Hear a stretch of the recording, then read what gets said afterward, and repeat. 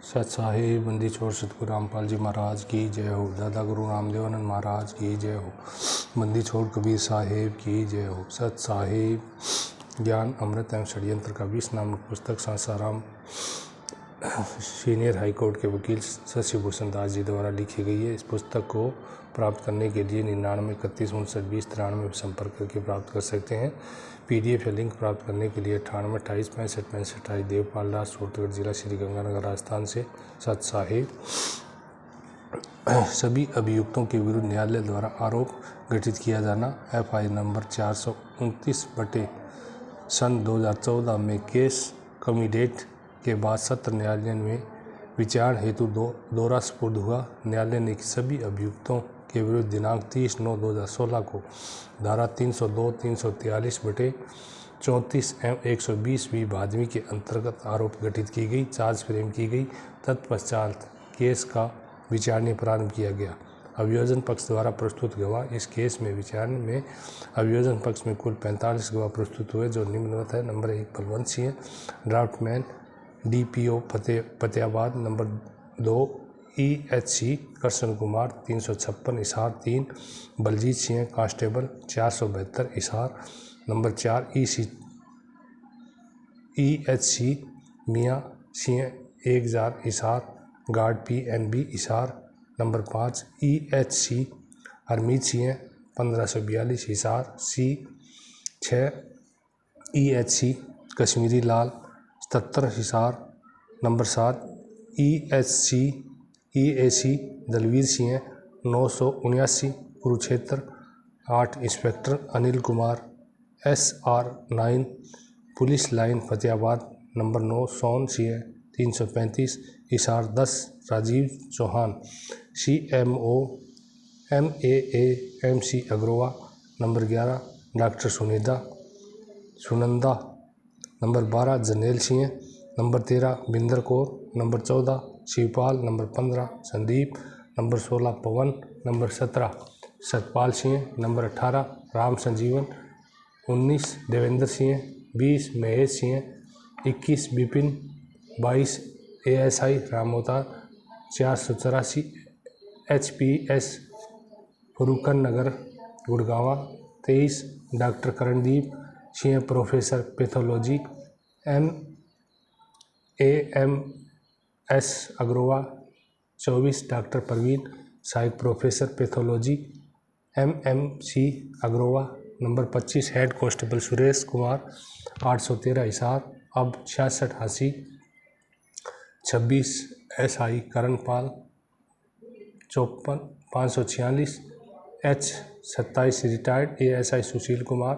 28 retired SI Deshraj. 29 doctor Monika associate professor Agroha. Number 30 doctor Amarchand Kaushik duty magistrate. Number 31 ASI Sheela देवी।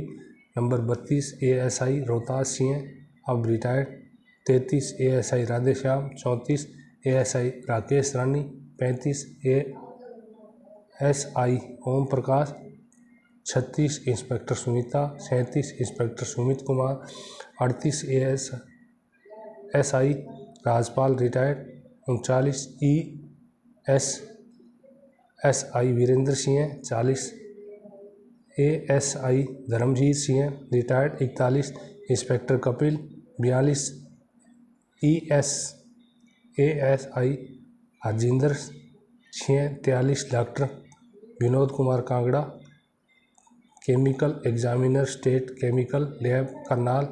44 ESC भूप Singh doctor. 45 दिलदार Singh MAMC अग्रवा।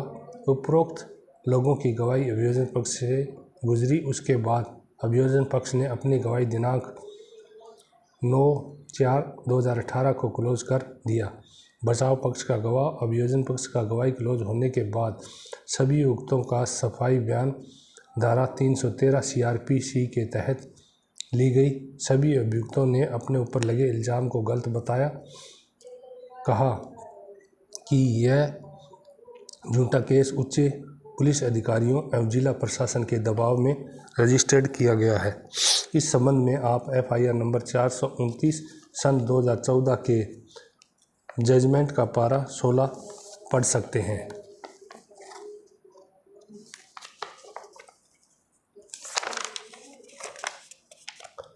सफाई बयान दर्ज होने के बाद बचाव पक्ष की ओर से साक्ष्य पेश करने को न्यायालय में तिथि निर्धारित किया गया एवं अवसर दिया गया। बचाव पक्ष की ओर से कुल 13 गवाह प्रस्तुत किए गए, जिनके नाम निम्नवत है। Number 1 doctor M.K. Garg SMO Hisar. Number 2 Pawan DC Hisar कार्यालय clerk. Number 3 Ishwar Singh DHB VNL Barwala. Number 4 Anant Ram. Number 5 doctor L.K. Jha. Number 6 head constable Naseeb Singh.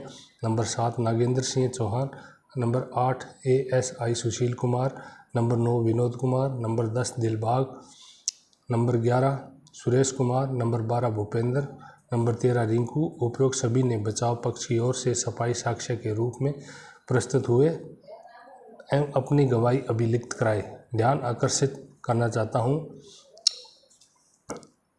लेखक, आपने अभियोजन पक्ष की तरफ से कुल 45 गवाहों का नाम पढ़ा होगा। इन 45 गवाहों में से 10 गवाह ऐसे हैं जो निजी गवाह हैं और संत रामपाल जी महाराज का शिष्य है और उन्हीं के सगा संबंधी हैं जिनकी बरवाला घटना में मृत्यु हुई। शेष 35 ऑफिशियल गवाह हैं।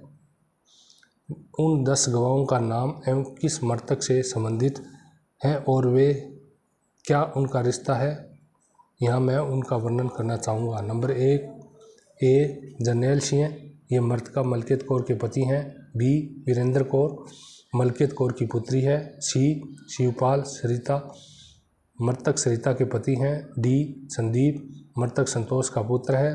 E पवन मृतक संतोष का द्वितीय पुत्र है। F सतपाल सिंह मृतक सरिता का देवर एवं शिवपाल का भाई है। G राम संजीवन, ये मात्र एक स्वतंत्र गवाह है। H देवेंद्र सिंह मृतक आदर्श के दादा है। I महेश सिंह मृतक आदर्श के परदादा है। J विपिन मृतक आदर्श के पिता है।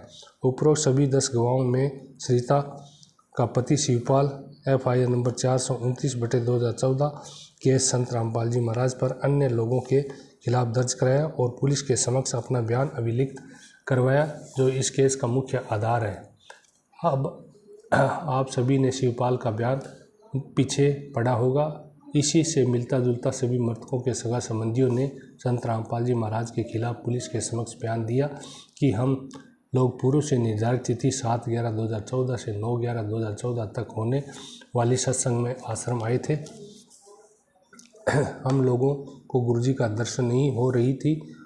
घर वापस जाने के लिए आश्रम से बाहर निकलने का प्रयास करने लगे तो संत रामपाल जी के आदेश पर उनके नज़दीकी अनुयायियों एवं कमांडो काले ड्रेस वाले तथा लाठी डंडा लेकर खड़े लोगों ने जबरदस्ती आश्रम के अंदर बाहर निकलने से रोक रहे थे। बार बार विरोध करने पर संत रामपाल जी के आदेश पर बहुत सी स्त्री बच्चों को एक कमरे में बंद कर दिए, जिनके कारण मृतकों की मृत्यु हो गई। अब मैं इन गवाहों के पुलिस के यहाँ दी गई बयानों से सुसंगत उन लोगों के डिस्क्लोजर स्टेटमेंट के तथ्यों का वर्णन करना चाहूँगा जो संत रामपाल जी महाराज के नज़दीकी उनके इर्द गिर्द रहने वाले अनुयायियों ने पुलिस के समक्ष बयान दिए।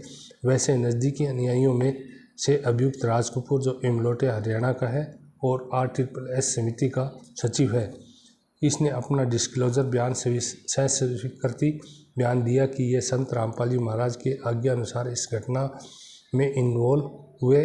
उनके आज्ञा अनुसार आश्रम से बाहर जाने के लिए जिद करने वालों को एक कमरे में बंद कर दिए। अभियुक्त राजेंद्र ग्राम भटगांव ने वही बयान दिया कि गुरुजी के आज्ञा अनुसार आश्रम से बाहर जाने वालों को एक कमरे में बंद कर दिया।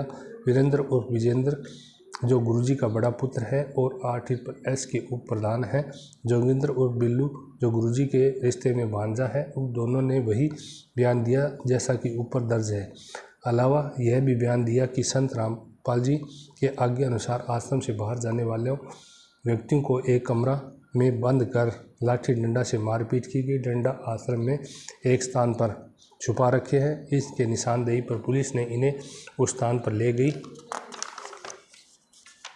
जहां डंडा छुपा कर रखने की बात कही गई। डंडा की बरामदगी हुई, उसका फोटोग्राफी की गई, बरामदगी मेमो तैयार किया गया। डंडा को पोस्टमार्टम करने वाले डॉक्टर के समक्ष प्रस्तुत किया गया।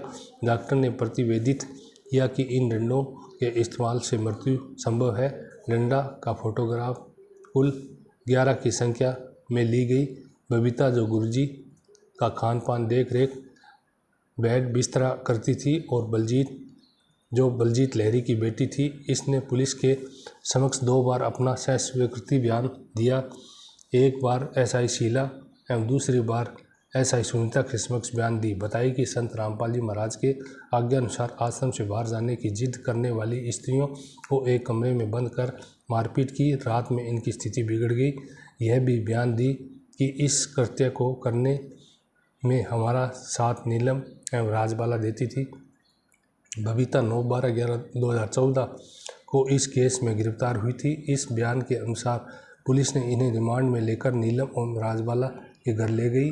वे लोग वहां नहीं मिले। पूनम सावित्री जो दिनांक 13/12/2014 को गिरफ्तार हुई, सोनू दास, कुशल दास, जगदीश दास, सुखबीर दास, अनिल दास, देवेंद्र दास, सतवीर दास जो दिनांक 14/9/2015 को गिरफ्तार हुए, उक्त सभी लोगों ने बयान दिया कि हम सभी ने आश्रम में बाबा रामपाल की आज्ञानुसार सारा कृत्य किया।